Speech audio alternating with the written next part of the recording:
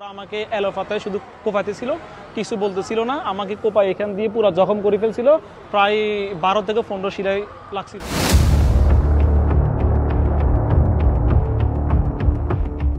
গত 5ই আগস্ট গণ অভ্যুত্থানের পর ফেনীতে লাগামহীন অপরাধ চক্র।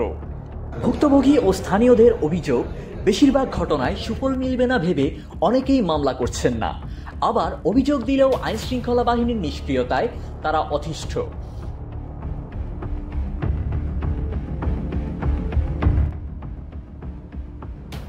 গত 12 ডিসেম্বর মুক্তিপণের জন্য শিশু খুন, 26শে ডিসেম্বর অনলাইনে জুয়ার টাকা জোগাড় করতে গিয়ে বুয়া খুন, 22শে নভেম্বর গরু ডাকাতি করতে এসে পাহারাদারকে খুন করেছে ডাকাত দল।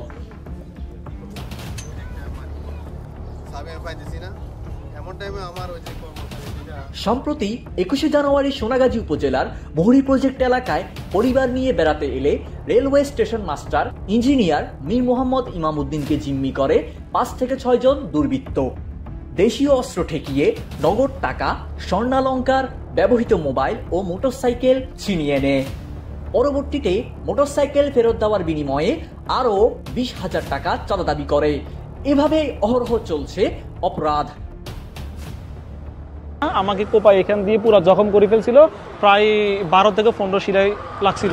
আমার থেকে যা ছিল সবগুলা জিনিস নিয়ে গেছে। আমার ফোন ছিল, টাকা পয়সা ছিল। সিঞ্জি চুরি হয়েছে, 1 মাস হয়ে গেছে মামলা করছি, পুলিশে কিছু বলে না, খালি করে দেখতেছি। আমি এখন কই যাবো, আমার মরণ ছাড়া কিছু নাই। এটা আমাদের গণনিরোধন, দিনে দুপুরে এখান থেকে গাড়ি চুরি হবো, বাড়ি থেকে। অভিযোগ উঠেছে 5ই আগস্ট গণ অভ্যুত্থানে পতিত সরকার পালানোর পর বাংলাদেশ সেনাবাহিনীকে বিচারিক ক্ষমতা দেয়া হলেও মাঠ পর্যায়ে তা প্রয়োগ করছে না। পাশাপাশি পুলিশও কার্যত ভূমিকা রাখছে না। এতে প্রতিনিয়ত আইন শৃঙ্খলার অবনতি ঘটছে, ফলে গণ অভ্যুত্থানের উদ্দেশ্য ব্যাহত হচ্ছে।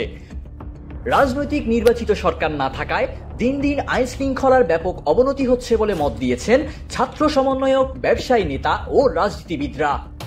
অভ্যুত্থানের 6 মাস পেরিয়ে গেলেও আমরা যে বাংলাদেশ আশা করেছিলাম সেই বাংলাদেশ আমরা এখনো দেখতে পাচ্ছি না। আইন শৃঙ্খলা পরিস্থিতির দিন দিন অবনতি হচ্ছে আমরা দেখতে পাচ্ছি। চুরি, ছিনতাই সহ রাত্রে নিরাপত্তা সবকিছুতে মানুষ ভীতিকর অবস্থায় আছে। আসলে ভালো না, চুরি ছিনতাই যেভাবে বেড়েছে, ফেনী ব্যবসায়ীরাও আসলে এই চুরি ছিনতাইয়ের মধ্যে কবলে পড়েছে। বিভিন্ন ব্যবসায়িক প্রতিষ্ঠানে রাতের বেলা দোকান বন্ধ করে যখন ওরা যায় রাতের বেলা, তখন তাদের দোকান চুরি হয়, তালা কেটে, বাসা বাড়ি সব জায়গায় চুরি ছিনতাই হচ্ছে।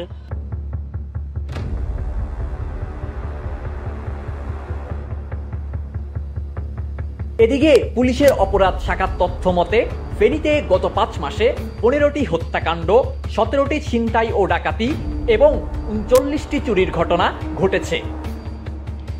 এতে গ্রেপ্তার হয়েছে 1082 জন আসামি।